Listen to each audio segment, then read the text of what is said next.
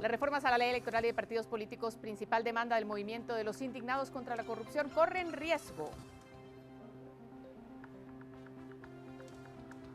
Corte Suprema de Justicia volverá a conocer solicitud de antejuicio contra el diputado oficialista Woody Rivera, señalado de tráfico de influencias. Campesinos marchan en la capital y los departamentos contra la impunidad, en demanda de la renuncia de Otto Pérez y a favor de la CICIG y el Ministerio Público. En San Pedro Yepocapa imperan opiniones a favor y en contra de la brutal golpiza a 2 jóvenes por soldados. Los defensores de los derechos humanos condenan el hecho. El programa Sin Reservas llegó al lugar de los hechos y trae la historia. Audiencia de apertura a juicio a 21 pandilleros por el asesinato de 17 choferes de autobuses de pasajeros es alterada por una falsa alarma de bomba.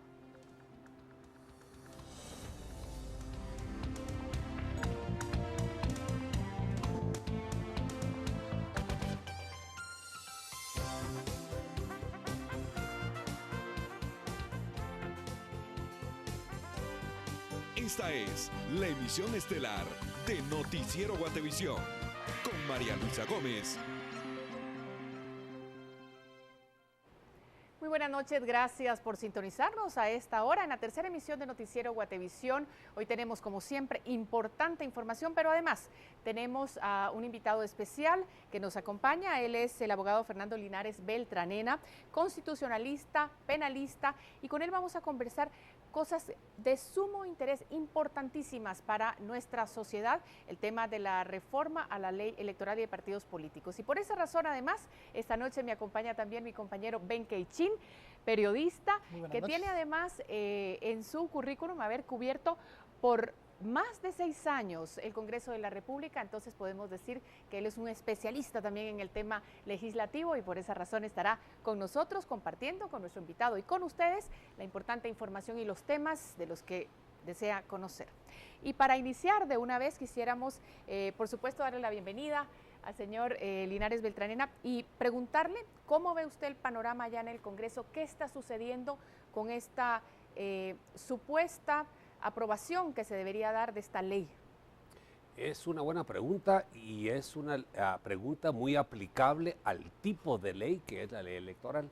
Cuando hicimos la Constitución, porque soy constituyente en el año 84 y 85, se hicieron también 3 leyes que son de rango constitucional: la ley de emisión de pensamiento, la ley de amparo y la ley electoral.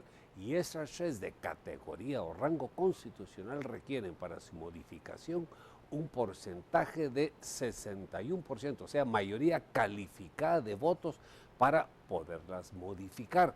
Y ahora vemos que se están haciendo modificaciones en el Congreso al respecto.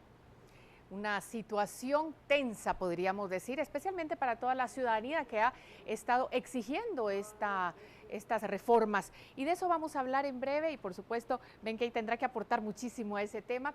Pero antes quisiera invitarlos a ustedes dos y a todos los amigos televidentes a que veamos una nota importante, porque las reformas a la ley electoral y de partidos políticos podrían quedar sin efecto por malos procedimientos en el Congreso. Algunos diputados dudan acerca de la legalidad por diferentes interpretaciones al artículo 175 de la Constitución. La semana pasada, los diputados conocieron en primera y segunda lectura las reformas a la ley electoral y de partidos políticos, aunque con la asistencia mínima de 87 congresistas, porque la bancada líder no se presentó. Desde ese momento se generó la duda acerca de la legalidad del procedimiento, porque la Constitución en el artículo 175 establece que todas las leyes que tengan rango constitucional para ser reformadas necesitan el voto de las 2/3 partes de diputados. Eso significa 105 votos, los cuales no se alcanzaron. Los diputados mantienen la duda legal e incluso reconocen que se corre el riesgo que la Corte de Constitucionalidad les enmiende el procedimiento y tengan que repetir lo actuado, atrasando las reformas electorales. Muchos dicen que sí se puede ir con 80 porque no se entran a votar directamente los artículos, se entra por artículos, ni las reformas ni las enmiendas que se hagan, y muchos dicen que 105. Entonces ya en este caso sería las CC los que determinarían si es con 80 como hemos venido procediendo o es con 105. Más que un riesgo, yo lo que vería es de hecho una, entre comillas, tiempo perdido y arrancar de nuevo. Pero dentro de lo que se platicó era mejor accionar que quedarnos a la expectativa de un dictamen. Sí hay grandes riesgos de que haya un entrampamiento perverso y malicioso, y peor aún si hay más de 60 diputados que simplemente no les da la gana venir al Congreso.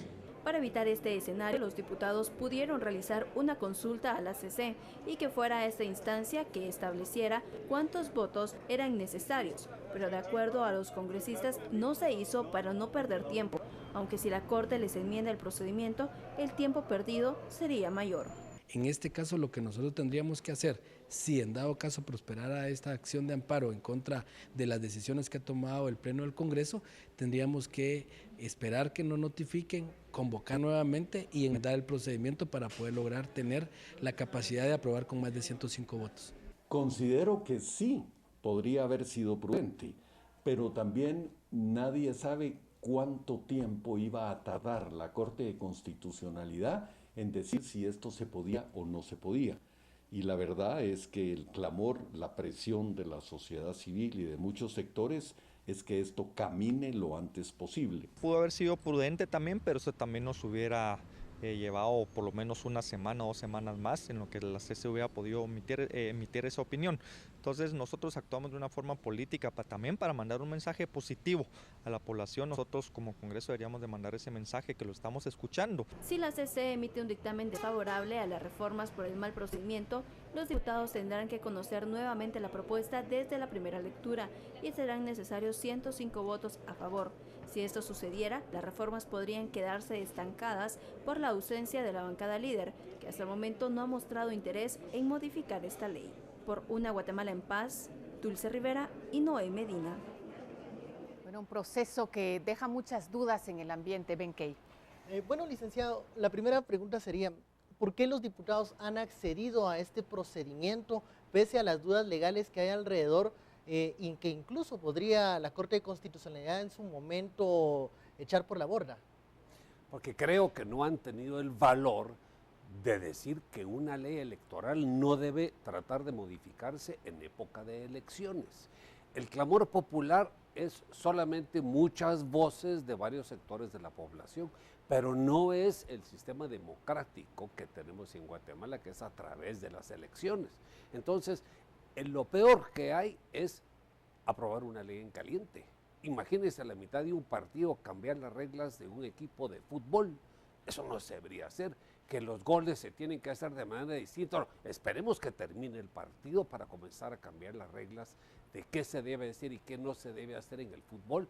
Aquí creemos que debe modificarse la ley el año entrante, pero como los diputados no han tenido el valor para decir no es el mejor momento de hacerlo, lo hacen de una manera en que pretenden quedar bien con ambas partes. Primero, con la conciencia de que debe modificarse hasta el año entrante, y segundo, haciéndole caso a muchas de las voces que están pidiendo una reforma ahora en caliente para quedar bien con Dios y con el diablo. Y creo que es incorrecto. Parece que no van a quedar bien con nadie porque hay muchas dudas, Benkei, que surgen precisamente de este procedimiento, dudas que además, ya siendo un poco suspicaz, podrían entenderse como un trabajo amañado. No sé si la palabra sería la correcta, pero parece que lo están haciendo para no hacer nada. Pareciera que hay un silencio cómplice de algunas bancadas también de no hacer énfasis en las debilidades que puede tener la ley si se llega a aprobar de esta forma, licenciado. Sí, es que tiene usted razón en lo que comentábamos antes de cámara, que normalmente lo que es bueno para la tercera lectura debe ser bueno para la primera y la segunda lectura. Las primeras 2 lecturas no es como el borrador que se hace en un papel y que luego ya se pasa en limpio y los borradores se rompen. No, las primeras y las segundas lecturas contienen una serie de elementos que tienen que tener las mismas características de la última lectura y la final, porque si no se está viciando todo el proceso, se está haciendo de una forma amañada, como usted dijo muy bien. ¿Hay un antecedente que podemos utilizar en este momento para lo que está sucediendo en el Congreso? Mire, siempre que han habido modificaciones de leyes que tienen ese carácter de leyes constitucionales, se tienen que hacer en 3 lecturas y todas las lecturas tienen que tener la mayoría calificada de 2/3 partes. Entonces, no puede ser Además, no tiene lógica que se vaya a hacer una lectura con 20 diputados, la siguiente lectura con 40 y la última lectura, ahí sí que lleguen todos. Eso no tiene lógica, eso va contra el sentido común. Yo creo que ni siquiera hay que consultar sobre la Corte de Constitucionalidad. Si insisten en hacerlo de esta manera, la ley fácilmente va a ser impugnable de inconstitucional. Claro, sería, bueno, precisamente dar un guacalazo de agua fría a toda esa ciudadanía que deseaba ver de alguna manera algún tipo de cambio en todo esto, pero iremos ahondando si era el momento, si como bien dice nuestro invitado, no se tiene que hacer en caliente, por qué no están llegando los diputados, cuál es la intención de ellos, pero lo vamos a hacer después de la pausa, así es que acompáñenos en este momento.